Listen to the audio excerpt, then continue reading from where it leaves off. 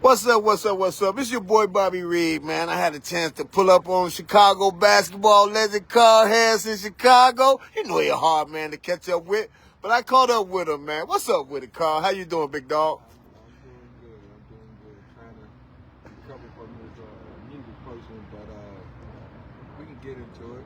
You had your knee replaced, man? Damn, all them years on that concrete. Yeah. People don't know, man, that concrete, boy, them dividends is hard to pay, baby. Got one more to do. You got to do the other one, too? Yeah. Damn. I don't wish that on nobody, man. Not at all. It's a good thing, you know what I'm saying? That, I don't have no pain. Right. I got a pain in the right one, but not really. I mean, ain't no more pain in the left. Well, you know what? You played well into your what? 50s outside of. I played all the way to about 50, 55, 56. Damn, man. I don't have to play no more. I'm like, I didn't beat everybody. I got all the MVPs in the 50 and over in the 40 and nobody beat everybody. I raised the bar for the people to start coming in with their teams. Right. That's ask them. That's it. Okay. You winning all the MVP. Yeah, basically not all of them, but when I won, I was like, we won a championship. More than likely, I probably would have won the MVPs between in my 40s and my 50s. So let me ask, who is Carl Harris, man? Well, if somebody asks who is Carl Harris, who is Carl Harris? Carl Harris, 39th Street. I didn't ask for this. You know what I'm saying? I just fell into it. You know what I'm saying? I didn't ask to be Carl Harris. I was born, you know, so my name was Carl Harris, but and I paid my dues to be Carl Harris. You know? they don't say Carl. Who y'all talking about? Carl who? Carl Harris? Oh yeah. It's a million Carl Harris in Chicago, but they only talk about one. Right. It's only one that I know. It's only one I know. It's a million Carl Harris. And Carl Harris, you was thrust into this when you was a young buck, down there on the low end, on the low end. Grew up on that low end, you know what I'm saying? That's where it all started. Living in the row houses, you know, living in the projects, all started in the row houses when we were, my neighbor was a basketball player, played for Douglas Elementary. Douglas is like the school. I mean, they were the school. If you wanted to play basketball, you went to Douglas. And the branch from Douglas was to Phillips. And everybody was always tailor-made from Douglas to Phillips, or either from Raymond to Phillips, or if you didn't go to Phillips, you went to Dunbar. So, but guy, Tar McCaffrey, lived next door to me. Come on, green uniform, green and white jersey. I said, he must play. That's a basketball team he play on. What was his name? Tar McCaffrey. Okay. Guy taught me how to put the ball on the floor and dribble the ball, made me understand how to play within a frame of this block, this box right here. And he told me when I learned how to get past it with the basketball, I would learn how to dribble the ball. So once I learned that, and I started summer, the times kept going by, the 1 year, and I started learning how to get past him, and I started figuring out I could dribble. Then, the next thing, I started trying to figure out how to shoot the ball. So I started, my mother had us at the Elliott Downey Youth Center, which is called EDYC. How old were you then? Hey, cuz. Hey, cuz. Hey, cuz. What's up, cuz? How you feeling? I was, I was 6, 7. Okay. About 7 years old. 7 years old. Tar taught me how to put the ball on the floor. And Tar, it was Alan Bowman. They used to bring up the kid with my age bracket because Tar was older than me. And Alan was older than me. And Alan with the Dunbar, very good ball handler, very good basketball player, played up there with Ronnie Leslie. They started talking to me about this kid named Carl Golston.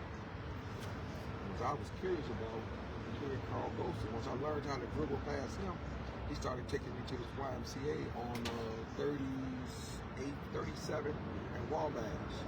And that gym was a gym where all the Dunbar players would play, and they would play against the Phillips players, but it was the YMCA. It was like rec ball. Gogo had been Carl Golson must have been about 9. We both the same age, 9, 10 years old. He started taking me over there. Carl was playing with the 16 to 17-year-olds. At 9 years old. Monster. They kept telling me about this kid. And when I saw him playing, I was like, he in high school. He got to be in high school. I couldn't figure that somebody would be that good at that age. So everybody else was older. So everything else I'm learning, I'm watching older people play, which is Doing, Big Eyes, who else? Fuzzy, Johnny Ford. They younger. These are the people who were down there on our end of 39th Street. Is that about Otterby Wells? No, we're in Indiana. We were 39th in Indiana at Indiana. the time. Okay. I learned how to play basketball, and I learned how to play at the Elliott Donald Youth Center, which is called EDYC. Ah. So, but I started getting real curious once I saw Carl play. Getting real curious. So I started dripping off into Stateway. In Stateway, that's where Carl was from. I didn't know he was from Stateway. So I started coming over to the gym. Carl was in there playing with the grown men, 10, 11, 12 years old. I mean, I couldn't get on the floor until it was our time to get on the floor because I hadn't got that experience. So I ended up having major surgery. Probably, I think I was between the ages of 8 and 9. And I was set back for a whole year, almost died. Damn, So man. they told me I couldn't play basketball or I couldn't play any sports. I was walking around with a colossal bag, but how they walk around with the bags now? Yeah. I had the bag on me, but it was a machine attached. So I had to pull the whole machine with me. That's how Damn. So once that year went by and I had home therapy and all that stuff, and they took the machine off, took the bag off, I was playing and got kicked in the chest at Mill. I went to Mill Grammar School, so I was playing for Mill, which I was playing behind kids, Robert Bird, not the big Robert Bird that went to Phillips, but Robert Bird, Hughes, Paul Lawson, Patway. These are the kids that were playing for me in Supercon. These are the kids that I grew up and playing with. So I was playing at Mill, which went from 1st to 6th, but I wasn't really that good. But I knew I handled the ball. So I started realizing that I need to learn how to score the ball now. Right. Because the game is called basketball. It's right. It's called how fast you run and not how you jump. Right. It's called you put the ball in the basket and those wins the game. That's right. That's right. It's called. So I'm gonna remember somebody if I come to the gym and I'm scouting something. I'm gonna remember the person that's putting that ball in the basket. I'm gonna remember everything, but I'm gonna take close attention to you scoring the ball.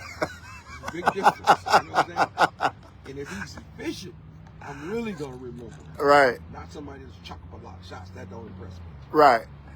So I figured out, started learning how to shoot the ball. Once I started learning how to shoot the ball, I kept watching. So down 39th Street, we were guard heavy. We had a lot of guards down on 39th Street, which that I had a lot to choose from to pick up on. Golston was the first. Tard McCafferty, Alan Bowman, Daryl Sy, Ronnie Lester, Daryl Ashley, Louis Raymond, Darius Clemens, Marty Murray. Damn, y'all was loaded down there on that end, man. Everything came down there. Willie Scott.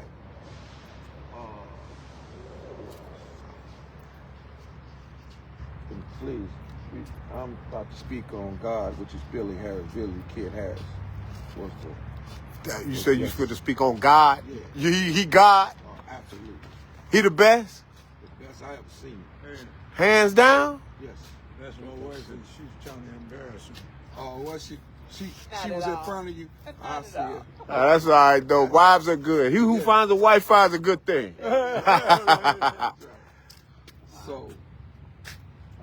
So I summer of my fifth grade,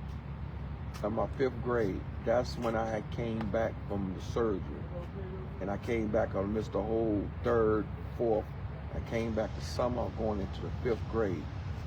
So I started playing a little bit from the 1st to 6th from a small grammar school.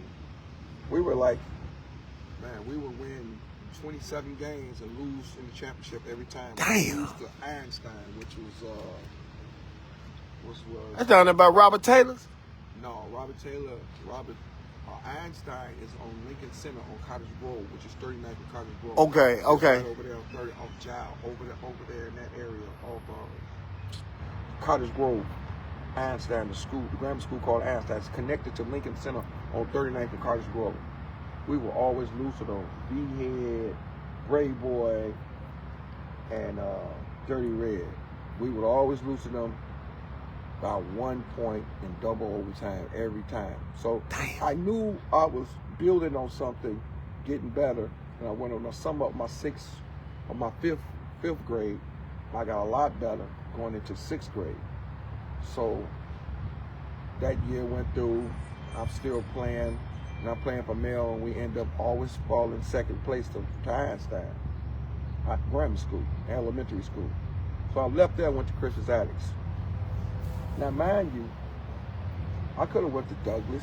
Mm-hmm. I could have went to any school I wanted to go to, but I ended up going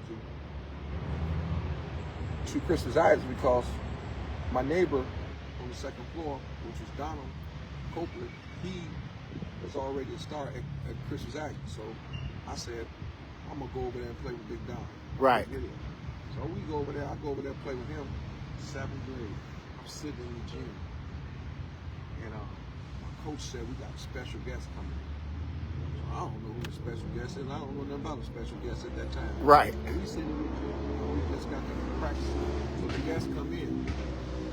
So at the time, Mama Harris was working in the kitchen. So the special guest was Billy the Kid Harris. He had just get drafted by the Bulls. So Billy came in there and did some drills, and do some drills, and he was like shooting up 10, he had 10 now. I kid you not, that man was making 9 out of 10, 10 out of 10, 9 out of 10, missing, super efficient. So, my coach, which is Mr. Cone, I don't know if Mr. Cone's still living or not, but Mr. Cone, Billy left. I'm sitting there to my teammates. And one of them, coach said, well, he put on the exposition. I can hear him talking now. This kid came in and put on exposition, but this is somebody that you don't want to be like. What? As a basketball player. That's what my coach said. Damn. I nudged my teammate and said, I don't know what the fuck he talking about. You know what I'm saying? I don't know what he talking about. I figured it out. I figured it out in my head. I don't know what he talking about. I want to be like him. Man, by the summer of my 7th grade, my game that got to ability up to a part where now I'm getting to play with the older cats. In 7th grade. 7th grade. So I'm getting to play with the oldest cats. Not as much. Mm-hmm. I'm getting to play, in League One, I'm getting to play. I got to run into cats like Tyrone Bradley. Wow. Sherrod Arnold. Oh. Willie Scott. Truly. Ghosted. Durrell Drivers. Louis Raymonds. Cadillac. Bernard Jackson. Still watching Ronnie. So I ain't got to that level yet. Marty Murray.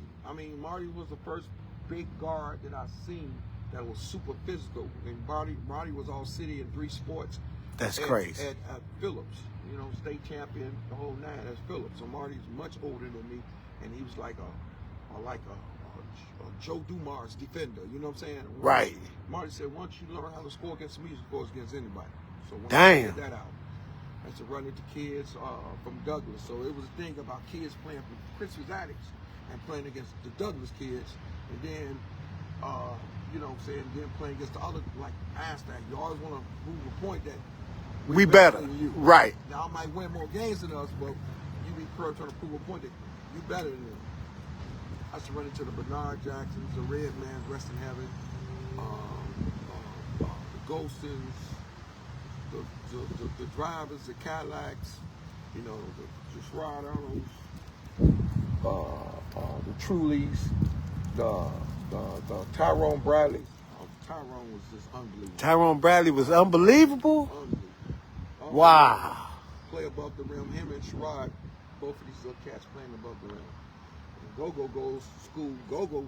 Gogo playing 8th grade basketball, 7th grade basketball. He playing with the freshmen at the branch, which is the branch of Phillips. In the tournament, he's playing with Phillips Fossa.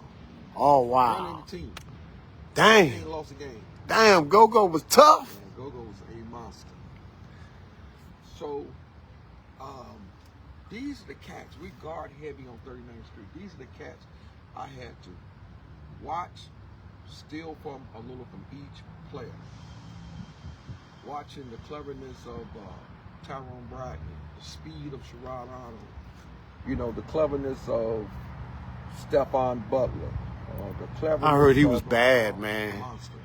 Big Butler, monster. I heard he was the baddest. Yeah, tough. Oh.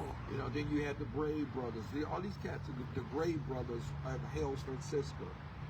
You know what I'm saying? You got Duro Sy playing varsity with Ronnie Lester. You know what I'm saying? You got the Homers from the West Side. You know, this is what we had to deal with on the low end. So once I left the low end, Hambrick saw me play the summer of my 7th grade. I was playing at UIC in a tournament with this guy. You know, Coach Clark used to have teams, which was the, what's the name of Clark's team?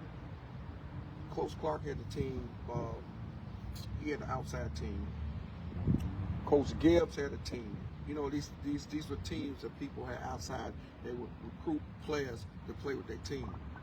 What is the name of the team of Coach Clark? You had the CC Riders, you had the Gibbs All-Stars, you had the Hornets, and Coach Clark, which had the team, which he had all the top players on his team.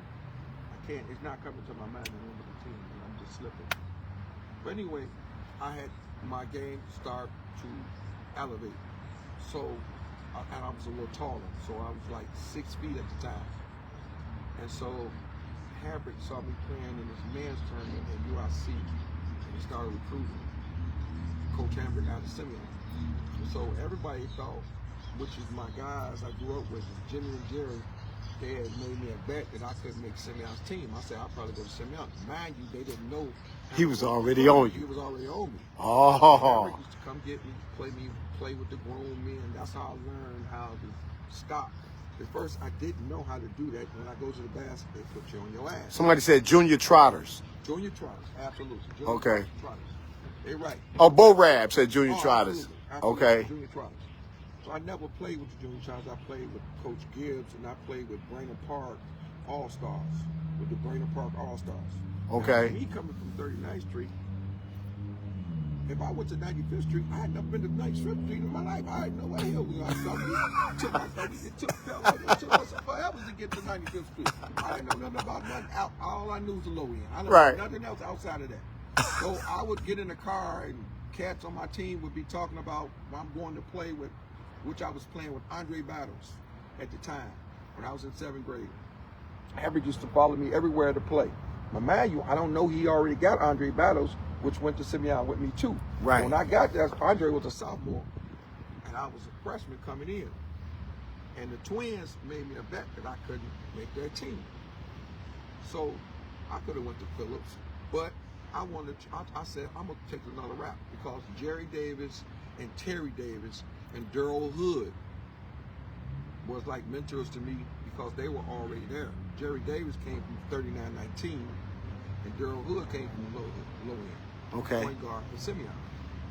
These cats was older than me. Jerry Davis, rest in peace, and Terry Davis, rest in peace. Both of them passed away. So I was like, okay, I can go there. There's family there. So when I go to Simeon, when our family, do the 8th grade, the 7th grade, 8th grade, and Hamburg used to take me to play with all the older men, the South Central Y, the 71st Street, which is called the Don Nash. It was called the YMCA at first. It changed the name when Don Nash passed. Take me to Avalon Park, take me to Foster Park. He would take me everywhere where they're playing and they're set. And I used to run into Hank, rest in peace. I used to run into Big Notary Senior Monster. Brian Notry's dad? He was a monster. Wow. I heard he was a bad man and a good mentor to young men. Absolutely. Leroy, Mike, all these guys and Hamburgs and friends of Hamburgs, and they used to all hang out this lounge called Piece of the Rock, George's Piece of the Rock. But anyway, I used to play against those guys, and it's taught me how to stop and knowing that you can't go in there, which Hamburg taught me a lot of that. Stop. That's what the glass is for. That's what that square is for. Right. Put it up there. Because you go in there, they're going to put you on your ass. So I didn't understand that. So when I went to play against my peers, I'm basically better than everybody. But this is the shit that I had to play with down on low end. So when I left 39th Street, it was like I was free. I don't play this shit. So I'm like, I'm getting loose.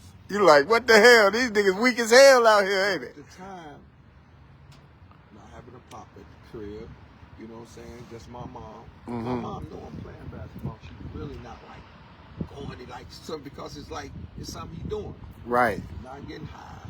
Right. I tried everything, but I was like, what does this stuff do for you? Don't smoke.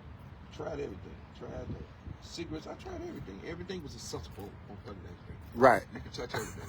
So I tried everything, all one thing and around between the ages of 9 and 10. It didn't do nothing for me.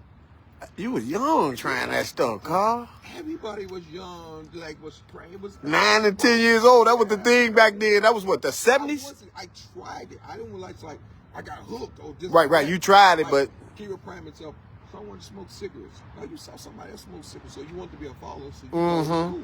Yep. I tried that. It didn't do nothing for me. What the hell you smoke? That make you look cool? I want my own image. So I made my own image, So once I left them out of there, and I ended up seeing them just made me a bet that I couldn't make the team. Went out there, already on the team. I ain't have to make the team. I'm already on the team. Come to EDYC. It's like when you come home, you got your practice stuff on, you got your Simeon stuff on. So boy, they say, man, both Jimmy and Jerry passed away, and rest in peace, brothers. They said, man, this nigga went out there and made this team, right? I'm telling y'all, went out there and made that team, man. Y'all crazy, right? But Gogo was like, man, you could have came over there with me and BJ, this, that, and that, man. We'd have been a 3-card with this, that, and that. I went out there to Simeon. And not have a mentor around me at the time, I was a little hot-headed, you know what I'm saying? I had a smart mouth, but I got that from being on low end. right, hanging around older guys. I didn't understand what I was doing. I was creating enemies, and I didn't know what I was doing growing up. So I started creating enemies among my teammates, among people, peers. People used to walk up to me, man, and I wouldn't even speak to them. I'm like, man, I don't know you. You don't know what I was doing. Didn't know what I was doing. So I just clicked in one time. I was in high school. Whoa. Now you speak to everybody. Right. I don't care who it is. I speak to everybody. Right. You never turn your nose. You never know when you see those people down the road. That's you know right. What I'm saying? And Billy told me while I was going. Billy who? Billy Harris. Billy Harris. Rick Bro told me, he said, look, check this out, bro. What you do to someone on this basketball court, with you being efficient and you just murdering, just killing somebody, they will hold this against you. That's the truth. They will hold this against you. Wow. I remember. He said, I dealt with that shit all my life.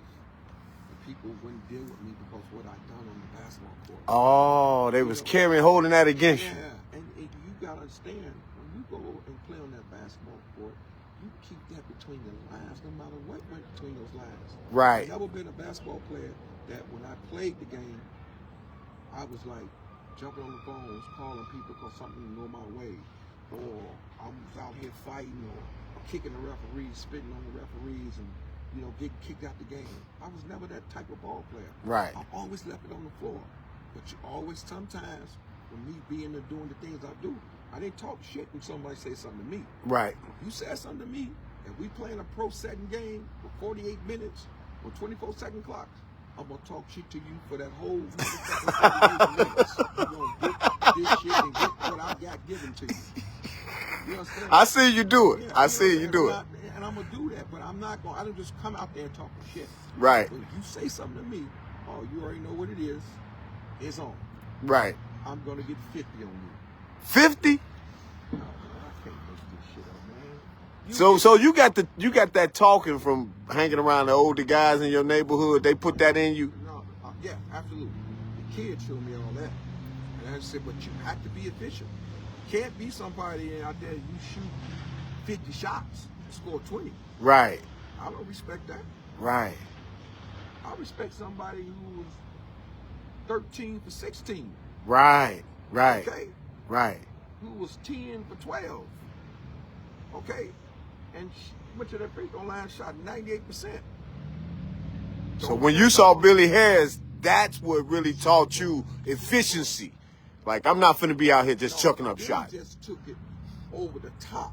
That this is what you need. This is what needs to be done. I saw efficiency with the guards that I had to grow up watching. Okay. Okay. I saw the Stephons. I saw the Tyrone Bradleys. I saw the Sharon Arnolds. I saw the Allen Bowmans. Right. I saw the Lewis Raymonds and Marty Murrays, the Go-Go Hangs. I saw the Goldstons. You know what I'm saying? I saw these people. Right. You know? I saw the Smokes and the Corns and the open recs. I saw them. I saw them. I saw everything. I saw the physical guard. I saw I saw the finesse guard. I saw the clever guard. I saw them all. So I just stole from everything I saw. Right. You know, I got physical. I was always a physical guard, but I played the game the way it should be played. You know what I'm saying? You might not think it. I didn't turn the ball over. We didn't do none of that. I was very efficient playing this game. Cool Curve said, yeah, you gonna talk that shit.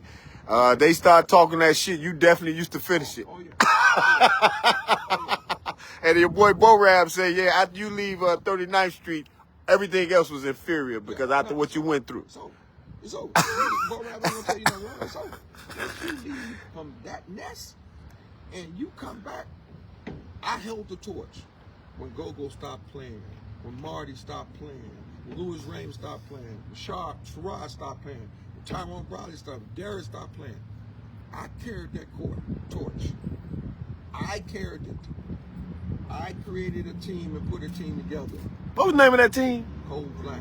I remember that team, man. Who was all on that team again? You, I think it was 6'9", was he on your team? Stevens, which is 6'9". Grant Martin, which is Big Grant. Big Grant. Frank Hampton. Okay? Okay. Scoring, natural score. Tony McCoy. Brian Leach. Y'all would know Okay? it. All right? Right.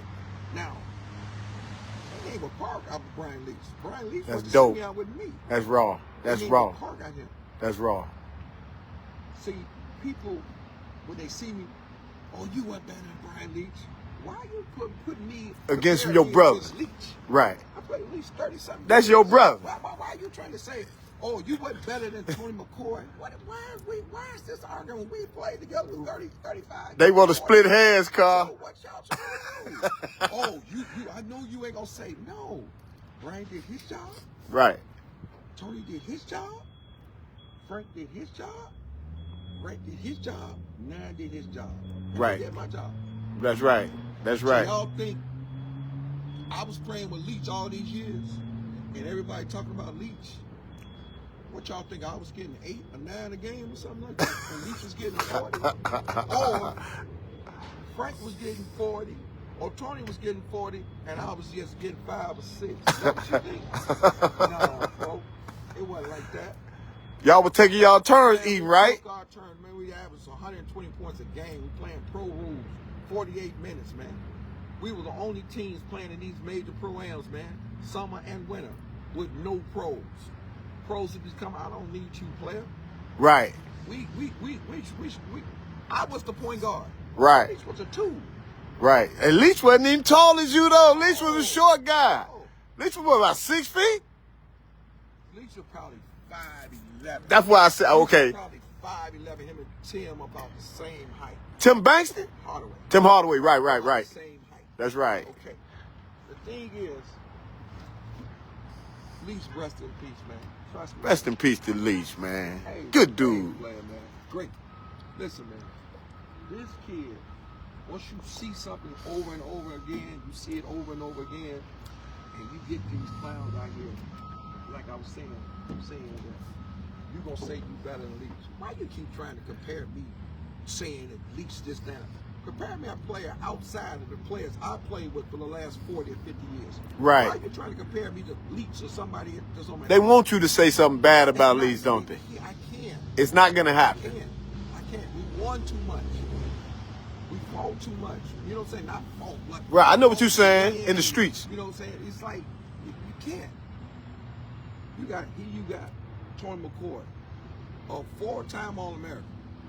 4 times All-American? 2 years junior college, 2 years college. Oh, because he was at Pittsburgh? Okay. Absolutely. 2 years. Retired jersey in both places. Wow. See, Tony don't say nothing, so don't nobody know that really. He's not. He's not going to say nothing, is he, Carl? He's not. Carl, Tony McCoy, he a quiet guy, right? Super quiet. But I'll tell the story. I was always the motor to our team. Right. You the one that get everything cracking. Yeah, I'm the motor. We didn't have a coach on the side. Okay. We all collectively made subs and agreed on subs. You know what I'm saying? Right. Byron Johnson said, never saw one without the other. Carl, Tony, and Brian. Absolutely. Yeah. But they trying to tell me about Brian. You can't tell me nothing about Brian Leach. Right. You can't tell me nothing about Tony McCoy or Frank Hampton or Grant Martin. I Wow. brought Donnie Stevens from 37 to state weight. Couldn't walk and chew gum. He got with me, turned him into a winner.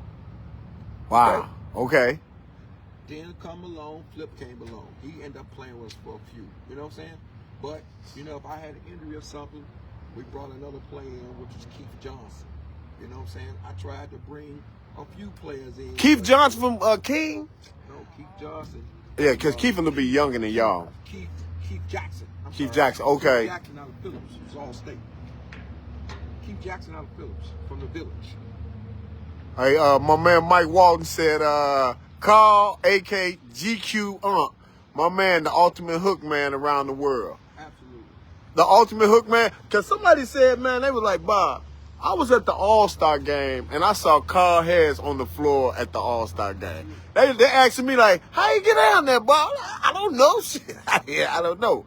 But you was plugged in. I did fashion from 95. I did custom tailoring. I was a wardrobe specialist. I was a personal shopper. I lived with Penny Hardaway for 3 years. You know Wow. Wow. Clothes for some of the best of the best. Some of them, to name who? Give me a couple names of guys you probably made clothes for. I know Nick Anderson, because you called Nick on the phone, and Nick loved you too, man. Nick say, man, Carl taught me how to dress, man, and everything. Man. Rodney Harrison played for the Patriots. What's the kid? The Donaldson, Junior Sears. I made clothes for him. What's the kid? The running back for St. Diego Chargers. You got me. I rarely watch football. The running back, the record breaker. I forgot the name. Somebody drop it in the chat. Drop it in the chat, y'all. The running back. What made you get into that, though, making clothes and doing that? Because I used to see you always was fresh as hell. I saw that. At Christmas Eyes, we had sewing.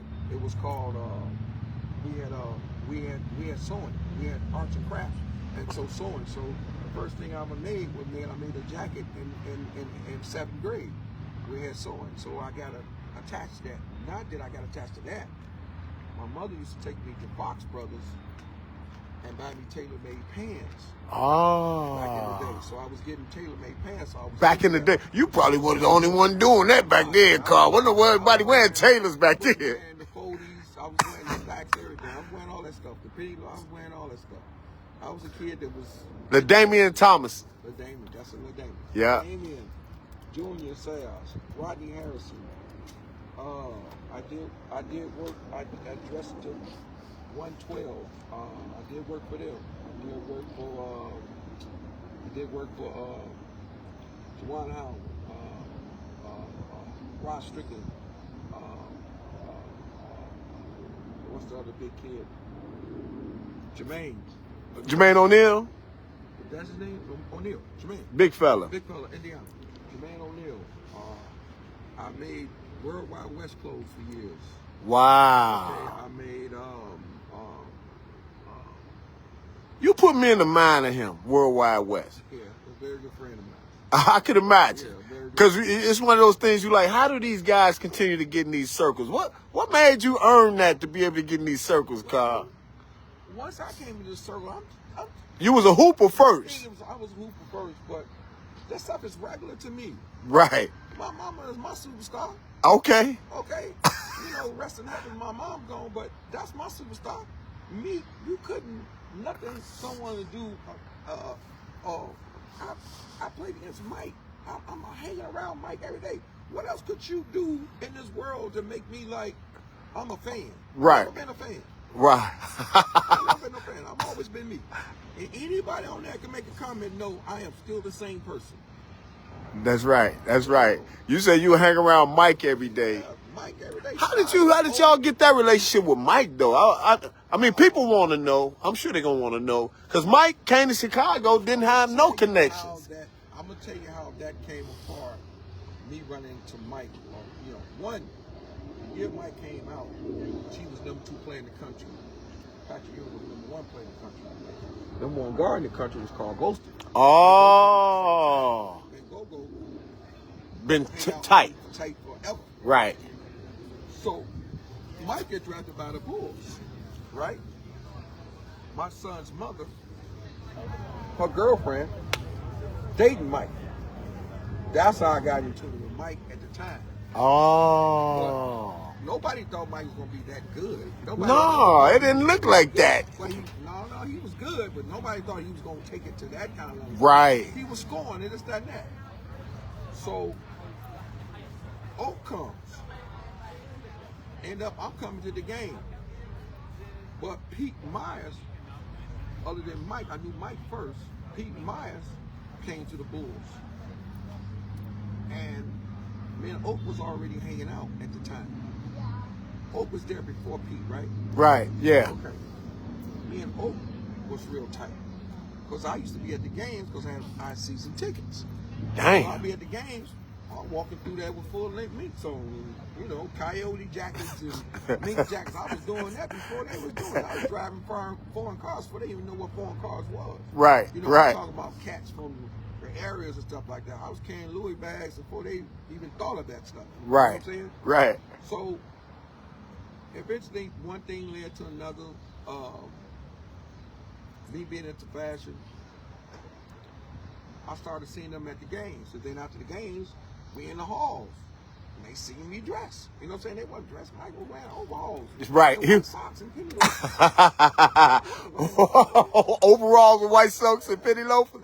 They wasn't wearing no clothes. Right. Charles was more so into clothes than, you know what I'm saying? Sam Benson was a good friend of mine. I took Sam to get his first Rolex watch. Sam Benson used to play for Michigan State. Wow. Okay. Enos Watson was there too. Who else? Orlando Warwick. Orlando was there. I didn't deal with him. Men Okay. hung out real tough. Okay. So that's when Oak and Mike was tight like that. And when they was in that series, the Cleveland series, I was flying back and forth with them. Not exactly on the plane, but I was flying back and forth. We used to gamble a lot. Wow. You know what I'm saying? We used to gamble a lot. You know what I'm saying? One time Mike don't even know how to shoot things. And beat me out a few dollars. The game where he hit that shot on Elo, Uh-huh. I was in all those games. Damn. all those games. That was in the early 80s. Yeah, I was at all those games. Niggas wasn't even flying on planes then. Before they even played that game, I flew back home to get some more money. Because he beat me. He just lucky, man. Mike, that's good. Michael will bet you that what time those lights come on. But his slick ass, but he had already probably found out the engineer. And he knew how to read songs on the back door. So anyway, stuff like that, I just went into it. So when I got into the clothing, I started bringing players to my tailor. So once I started bringing them to the tailor, I just turned it into a business and I started doing it. So Jawan and Scotty was two of my biggest clients at the time. Jawan had probably got that first 100 at the time. He was in Washington.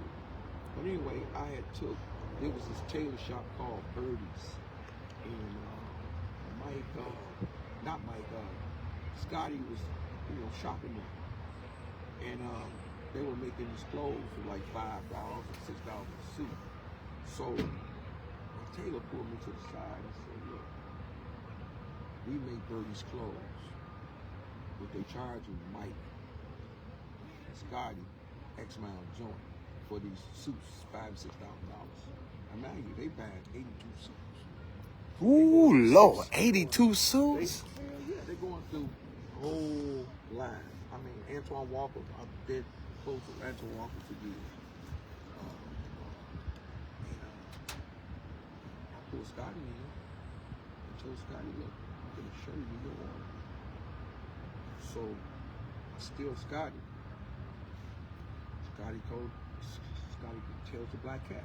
As he tells the black cat, one thing led to another, and that's that. You know what I'm saying? You got so many haters, you know what I'm saying, that I don't want to keep telling a lot of the things that's going on. But that's how Right. I got into it. Superstar. You know what I'm saying? I mean, it's not a state I can go to without making a phone call and find out somebody that's family to a family that knows somebody that knows somebody. So, Right. Just like when they come here, for somebody someone might make a phone call and say, yo, so-and-so soldier just touched down. Make sure he's straight, like that. Right. You know what That's what you was doing. I mean, when I landed in A-Town, I landed in D.C., someone made a phone call. Take care of him. Take care of him. Okay. I landed in New York. I said, call in town. Take care of him. I landed in Miami. Dang. Call in town. Take care of him. I go to Houston. Call in town. Take care of him. Go to Phoenix. Call in town. Take care of him. Go to Vegas. Anywhere I go in the States, man, anywhere. These are facts. Wow. I ain't one of them cats to tell no bills. Hey, Mike Walls said Mike was a square until he started really hanging around Carl and the guys in the city. All the street talk was, he said all the street talk. Mike Walton. Last Dan Doc came from the streets of Chicago. So yeah, I figured that y'all kind of helped shape Mike. I mean, he was a country boy. Yeah, he didn't know nothing about Chicago like that. Mike loved hood niggas. He loved the hood nigga, don't he?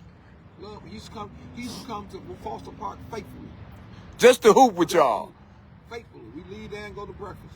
Wow. So how I'm gonna see there's only two people on this earth that I could have been in awe when I saw him. I kept missing Michael Jackson. He's one of them. And the power of the president, and I seen that power up close. Barack. I knew Barack before anyway, so that's nothing new to me either. I've been knowing Barack before he couldn't even win for Alden.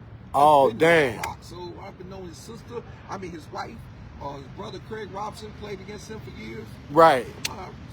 That's, you know what I'm saying? Right. Barack know me by name, Carl Harris. You know what I'm saying? Michelle and her brother Craig know me by name, Carl Harris. You know what I'm saying? Wow. So it's like, that's seeing somebody in power. If I went to the event, I don't understand. I went to my first Super Bowl. That's the first time I went to an event. It was in like 1979. Okay, I went to my first Super Bowl. I was hanging out with cats that were in my school from the low end they were cannons, so they pickpockets. Oh. These guys was cold-blooded. My man took me to the Super Bowl with him. I'm 15, 14 years old. Went to the Super Bowl, so I got a liking to that. But me stumbling into something like that, like say for instance, Beyonce comes to town. I make a phone call. I'm already set up. Parking, tickets, whatever. I don't pay for no tickets. I don't know nothing about Ticketmaster. I don't know nothing about. I don't know nothing about no lines. I don't know no lines. I never did. I don't know nothing about this stuff. I'm telling you, anywhere I go in the United States, and this is no fair, I am invited. I'm already set up.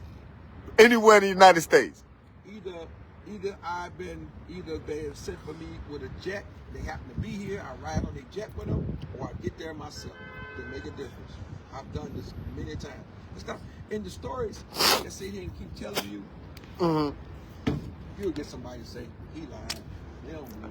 No, not the chat. They saying you telling the truth. Okay. They saying you dropping the truth. Nobody disagreeing in the chat. So let's see. So that's a lot of that stuff molded me. Me, one, being a good ball player. Two, being well respected in the streets. And I demanded that because I gave respect and I demanded respect. I didn't live here to be 62 years old. Right. And still here and have to tell a story that you have a conversation with you and you interview. Right. The thing is, the reason why I'm doing this interview with you because I did my homework on you and found out you were official. Right. I appreciate that, brother. Billy, which is Billy Harris, Big Bro, he told me, be careful with these cats. You know, they want to use you for this and use you for that.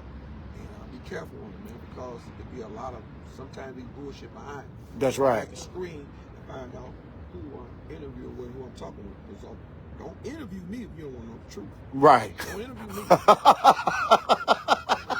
We can get on some of the stuff like bars. Okay, let's spin it back to Simeon, though. So you end up at Simeon. End up at Simeon, absolutely. And you played for Hamrick. I'll play for him. How did that go, though, for you? Because you was a boisterous guy, I'm sure. And Hamrick is not like that. But he know that. He knew that, but he knew I could play. Right. He know that, and he knew I could play. So I would talk about me and Hamrick used to class. But listen, man, I get up there, and it's like, it's Andre Battles there, Fred McClinton there, Tony McCoy just transferred in. When he transferred, I take him, come in, you my locker partner. You know, I'm gonna take care of you while you here. And mind you, I'm freshman at the time. You know what I'm saying? Right. Big tuna. Yeah, freshman at the time. You got Gary Smith there, Derek Mays, Sean Monroe, Reggie Brown, Kevin Evans, me, Marcus Alton, which is assistant coach over there. A lot of people don't know about him. That boy's solid. Started all 4 years. Wow, okay. Solid, boy. Marcus Solid. Marcus solid. Wow. No mistakes. Don't turn the ball over. Knock down free throws. Oh, no, Hamrick love that. I mean, that's Pop's son. You know what I'm saying? But still, just because your son, I mean, he's supposed to play. Right. That kid can play. Right, okay. So I'm letting y'all know that assistant coach over there with Simeon, that bald head, light skin, he was tough. Okay. Bad boy. Okay. Okay. Right. So the thing is, when I would like class with Tony, with Hamrick, he couldn't sit Tony down because he had nowhere to put him. He had nobody to replace him. So Tony would start, Andre Battle started, Ivan started, Fred McClinton started, and if I'm not mistaken, he didn't start Gary to the second year. He started Gary over me in the second year. But I was always the first player off the bench as a cross-off. So the second year, the sophomores moved up. So now it's me, Gary, Marcus, Ivan, Derek, Sean, Kevin Evans. We were strong. We were strong. So we went to the city championship twice. We went 31 and 31-1. Damn. Your sophomore year? Freshman year. Sophomore year. 31-1. Oh. We lost. The first year we lost to Fred Marshall. Kevin Upshaw. Remember that guy? I heard him. Bad I heard boys. Kevin Offshaw was Bad tough. Bad boys. Anyway, we were What scoring school was that though? They were at Marshall. Oh yeah. I heard Marshall. They came to us. We had the best record. They beat us in double overtime at Simeon. The next year, was that the next year? No, it wasn't Fred Marshall. Fred Marshall beat us first time. The next year, Carl Ghostner beat us. Oh. So you got a chance to play against your man. Yeah. Carl Ghostner beat us in double overtime again. 5-1. We lose 5-1. So Damn. I tell you, we steady right there. We won all the Christmas tournaments, all the Thanksgiving tournaments. We won all those tournaments. Right. Okay? In my 1981, in my sophomore year, junior year, 1981, Tony was a senior, Andre Ballas was a senior. Ivan Young was a junior, Gary was a junior. Our ranking was the #1 team in the state, the number 2 team in the nation. Damn. We lost to Westinghouse, Melvin Bradley. We lost to them at the old amphitheater by 1 point. Damn, Carl, y'all lost some damn nail biters, didn't y'all? Yeah, listen, we lost to Westinghouse.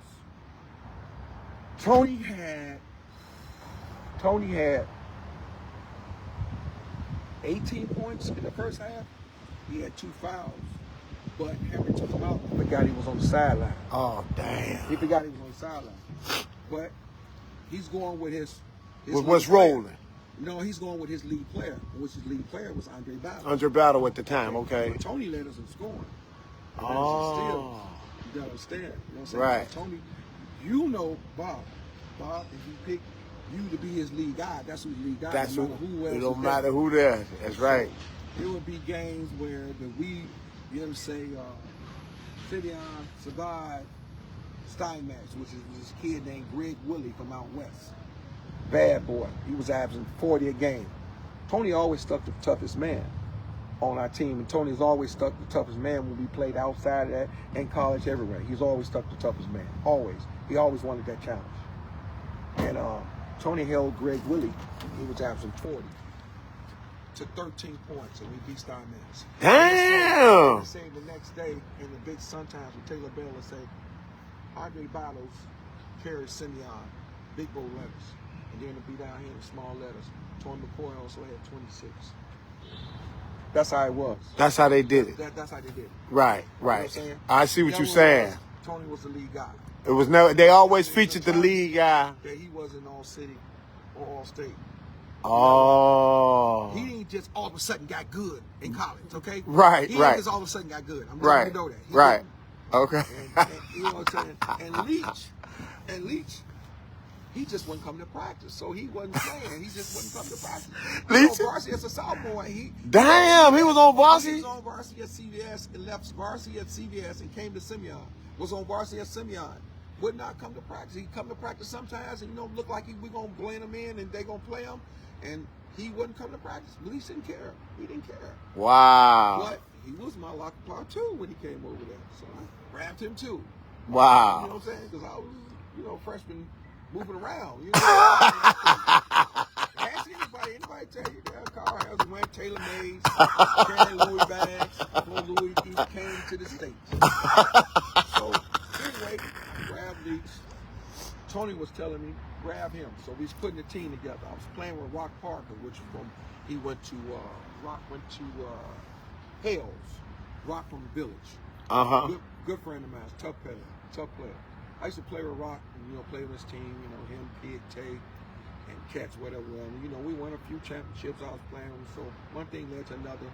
And Rock party. So I ended up getting my own team. So they told me I wasn't going to be shit. And then another dollar. I won't be shit without Rock them. And, you know what I'm saying? You was playing with a good team. I'll get my own team. Right. So I went and formed Cold Black, which I grew up with Cold Black, which is rest in heaven, one of the guys. So people understand from Chicago what One of the guys is. Yeah. Wrestling has been fella. I asked Big Boss, I say, yo, can I use your name? What's the name? My team code Black. I said, go right ahead. Boom. From then on, I ain't look back. So, you know, my team, I formed my team with Brian Leach, Frank Hampton, Grant Martin, Johnny Stevenson, Tony McCoy. Bo Rab say Tony was the man. He say Brian Leach wouldn't get 0 o'clock. No, because he wouldn't go to practice. One, because he had his talent. Right. And my thing was, I'm getting pushed here and pushed there because I won't stop flipping off. Dude, You wouldn't stop flipping off?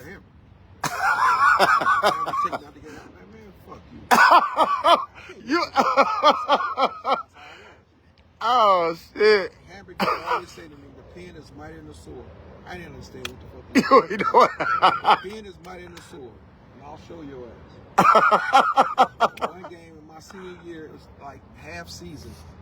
He told me, it was playing CES. He told me, hold the ball, mixed master, take one shot. Since he didn't start me that game, I got, man, as soon as he put me in the game, it was 13 seconds on the clock.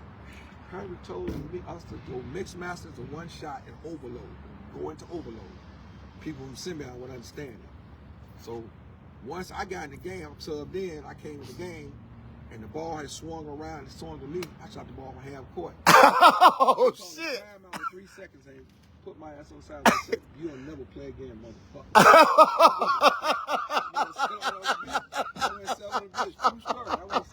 I ain't give a fuck. You shot it from half court? I shot the motherfucker as soon as I touched it. Through that slash. That's half court. Right in front of him. He called timeout. They got a rebound called timeout, 3 seconds. You'll never play again, motherfucker. So I never played my second half. That's where people get off. Second half of my year of 82, I never played, so I never played. So now, once I go outside of there, and I'm Lee Simeon, I go off to Fresno in California, get kicked out of there. Damn, Carl. Right, get kicked out of there. Come back, join Malcolm X. So you got red shirt then. Right. So Tony there already. So I come back anyway. Tony, with your boy. I'm mad anyway. All the way out there in Florida, Cali anyway, right? Man, listen. I come my ass back. I go there. So I get there. Now it's like you outside of Simeon. People like,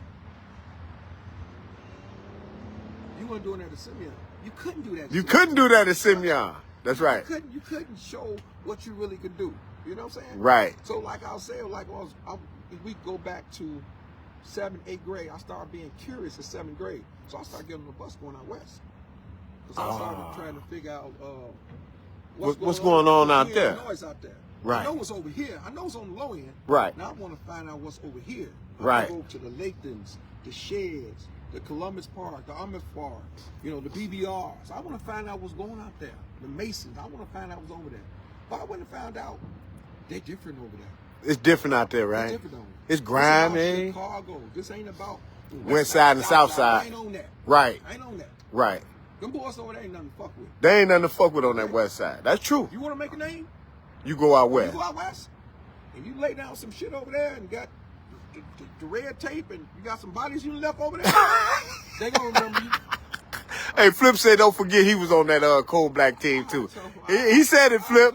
Darren Guest said tell Flip I said what's up too. The boys wasn't nothing to play with out there. Right. And they 94 feet. Listen, man.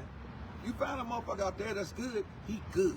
That's right. Like I said, he real good. Like a Mark White, he good. Yeah. Like Kevin Upshaw, Fred Marshall, Joe Stiffen, yeah. he good. Lenny Wilkins, Right. Lenny Williams, right. Pig Tape, they good. Right. Tiggs, man, come on, man. They got some dogs. So when you went out west, you came back home, like you came back over this way, like, I'm like, hold on, we good. Yeah, but now I know my end like that. We on 39th Street. We on the same shit they on. Right. But when I went out south, further out. South. Okay. We got raw talent out there. We got some bad motherfuckers out south too. Right. We got the Durrell Walkers. We got the Andre Banks. We got the Mike Hamptons. Right. We got the Larry Bush, Cuz, George Montgomery, You know what I'm saying? You got the David Miller, rest in heaven, the Tucker, Greg Tucker, Darren Brittman. Right. You got Corey Fields out of Morgan Park. You got Levi Carr? Yeah, we got. Okay. We got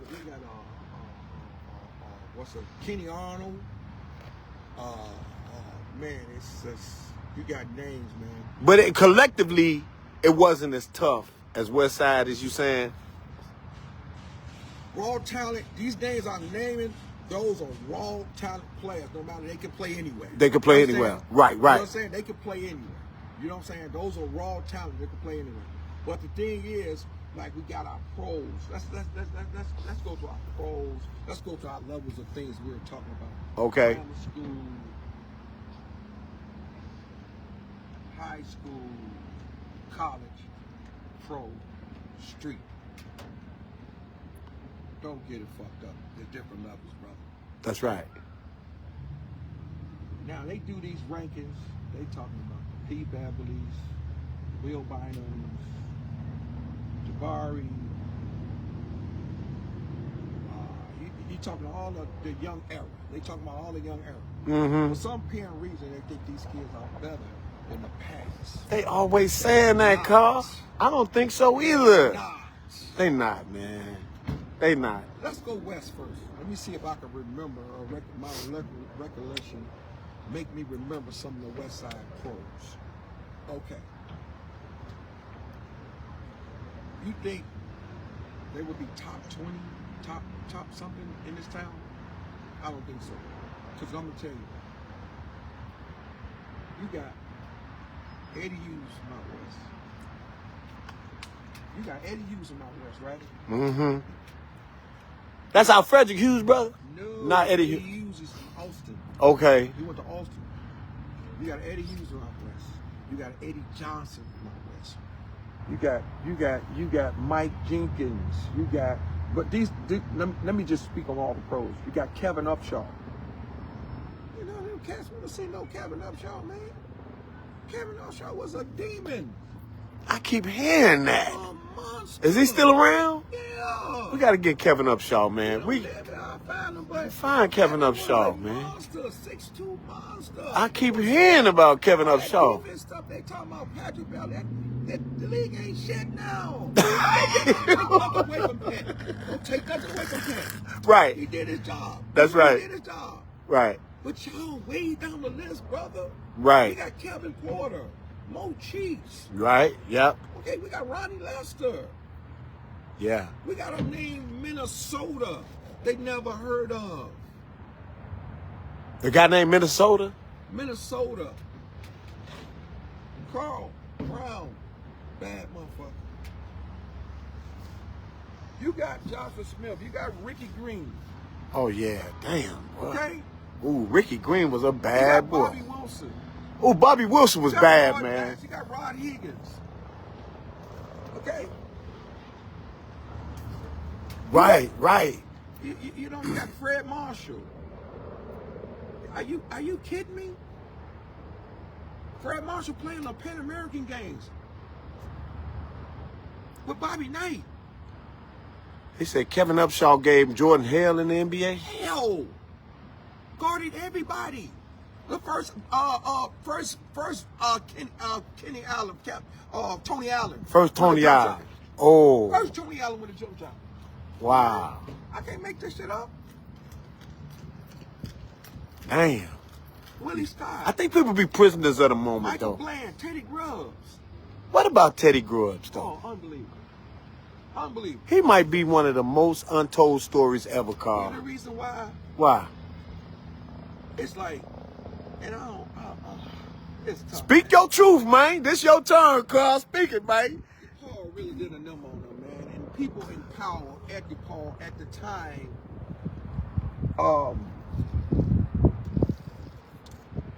Teddy was the best motherfucker on the team at that time. They took their ass off. Mark a bad motherfucker, but Teddy Grubbs was a bad motherfucker, boy. He went to UCLA and got 30 and some change. About 15 rebounds. And the next game, y'all don't even play him. How you do that? How that work? You start Bernard Randolph in front of him. Damn. How you do that? Oh. I heard they taking him out of the starting lineup and everything, right? How you play Bernard Randolph in front of Teddy Grubs? It don't even add up. How you do that? Tell me how you do that. So something was said. Hey man, listen. That's Mark's team. Right. But That's Randolph went to Westinghouse. Mark come out of Westinghouse. Oh. Teddy from King. Teddy from Southside. Oh, right. Oh. So without saying a word. hey man, it's just and he mentally shut down after his freshman year. Shut down. I'd imagine it would mess with a young kid though. He was 18, 19 years old. That goes All-American, man. Right. Next thing you know, you seen Teddy walking up down the street with no shirt on. Damn. Rest in heaven, he passed away. You know what I'm saying? Damn, man. A gentle giant. I heard he was the most nicest guy in the world. Had all the tools in the world, block shots, mid-range, put it on the floor. But see, y'all don't see that because back then it was the big man throwing inside. You know what Right, I mean? yeah. You wouldn't think this cat can put the ball on the floor. You know what I'm saying? Just like they didn't think Nick could put the ball on the floor. Right, you know right, because I didn't see Nick do it. But when he got to the league, he was doing every fucking thing. He always could. He always could. That's right. He go play with me. Rebound, blocking shots, you know, taking off the ball, coach. Oh, nah, but Teddy was a monster, man. Well, I want to get this question from you because, you know, we wind it down. And, Carl, you've been fantastic, bro. I'm telling you, I can talk to you all day. And people watching like a motherfucker. Y'all love Carl Harris, I see. I ain't never had 20, 30 motherfuckers watching at one time. They usually come in and out. People always like to say Ben Wilson's popularity grew more after his death and that he wasn't as good as they say he is. It's just because the way he died, it made his story bigger than what he was. What do you say to that, Carl Harris? I want to hear from you. Lie. Ben Wilson was that good. Hands down. So anybody else wants to say that he's not, you wasn't there, you never saw him play. So you looking at because of his death made him popular? He was already popular. Everybody in the country knew him. Right. Okay? Because he went to that camp 100 and came back one, did you say? Listen. It's the talk about Marcus Liberty and Ben Wilson, right? I'm gonna be real quick with this. I'm not taking nothing away from Marcus. Marcus a bad motherfucker. I'm not taking nothing from grammar school, high school, college, and then went to the pros. Okay? The body of work that he done, he was always the kid, and he was allowed to do what he wanted to do. Ben playing in a structured offense. That's right. He had to play this way, the right way, fundamentally. Right. Ben could put the ball on the floor. Ben could shoot the jump shot. Ben could go in and do a finger roll. Ben could put the ball on the floor. All that. He wasn't allowed to. That's right. 6'9". That's he right. could play every position. He went into a camp, an All-American camp, ranked number 100 as a junior, some of his junior year, and came out that camp number 1. With Rod Strickland? With Rod Strickland and all type of pros in there. Right. All type of pros. They had probably 4 pros come out that camp. And you're going to tell me that's never been done in the state of Illinois. Mark never did it. Isaiah didn't do it. Cassie Russell didn't do it. Kevin Porter, Maurice didn't do it. You name them. Horse Ridge, Jabari didn't do it. These people are already ranked. That's right. You going to camp number 100 and come out number 1 and you telling me that you better than this kid. See the difference between Marcus and him? Marcus went to 2nd round. Benji was lottery. Let's do the numbers. Simeon King. Let's do the numbers. Every kid at King was, most of them, the superstars were must-see TV. Most of them was must-see TV. Jamie Brand, you name them, they were must-see TV. But at the same time, We got players over here that played in structured offense, but still had that super talent. Nick Anderson came from Prosser, averaging 35 and 15 as a sophomore, had to sit out a whole year. Ben Wilson was 10 times better than him.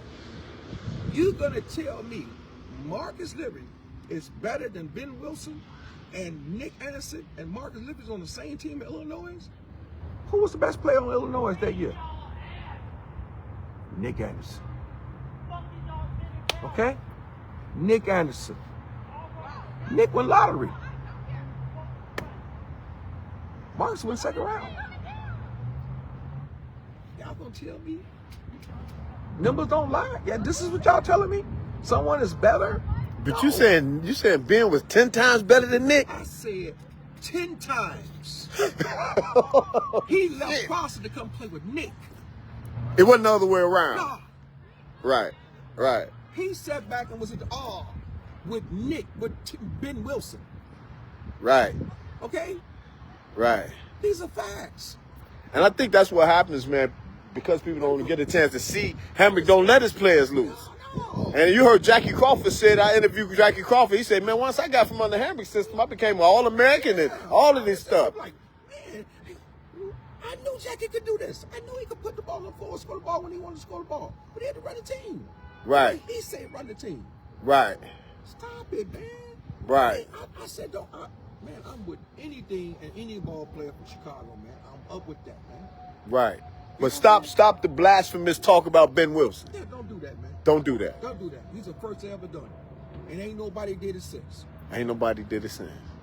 Did you know Isaiah wasn't the #1 point guard in the country that year? Nah. American? Nah, who was? Oh, Ray McCoy. Okay, yeah. I remember Craig Hodges said that. As good as Ray McCoy was, as good as Isaiah was, why has Ben Wilson come in 83, 84 and become the #1 player in the country from 100 down? Unheard of. That's right. Unheard of. Dog, you can't. Come on, man. That's your man Carl Harris dropping jewels in here, man. Carl Harris dropping these real jewels. I said, man, he was 10 times better than dude, man. Period. Right. You ask Nick, he'll tell you the same thing. Wow. That's Tell you deep the right same there. thing. That's deep I'm right talking there. about just take over the whole game, play all 5 positions. I remember seeing Ben do his thing in high school, man. He was very smooth. I was in practice with him for a short stint. He could do it all. I saw him doing it in practice. It's not an accident. Right. They got a whiteboard they can put #1. They got a whiteboard they can put #10. They got a whiteboard they can do that. Grandson said, tell Carl. I said, what's up? How you feel, grandson? You tell Bobby you was the first person to beat you when you saw it coming out? You tell him first who took that championship? Who walked out of there with the MVP? Did you tell him that? Talking shit, grandson. Those facts, though. Hey, we're going to do a joint session with all the street guys, man, out here. But, Carl, we got like 5 minutes left, man. What is the nature of Chicago basketball right now, man? What are we up for right now? It seems like we on the downside right now, right? Real downside, brother. I want to hear from We're you. trying to save it. We're trying to save it, but we got some of the wrong people in play, brother. We got some of the wrong people in play, man. You got to understand. They'll look at a cat like me and say, he a little rugged around the edges. Mm-hmm. Now speak the truth, though, brother. Right, I ain't never put none of y'all in harm's way. right, Carl ain't never been somebody's penitentiary. I've been locked out before. right. But I gave back, and I helped pave the way, man. I'm a big mentor to a lot of these kids out here, man. And let me tell you, it can't nobody on there tell you anything different. Right.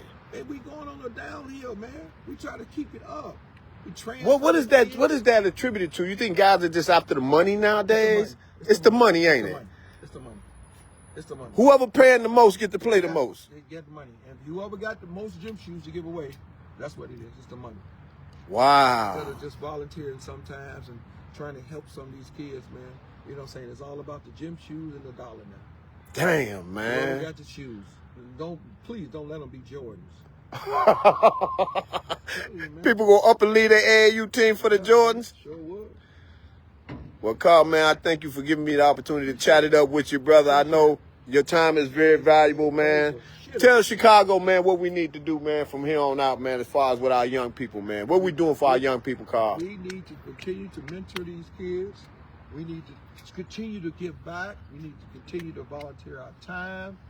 You know, we need to speak wisely to these kids, man, and tell them about it ain't what you do is how you do it, man. You know what I'm saying? You got to keep on preaching that to them.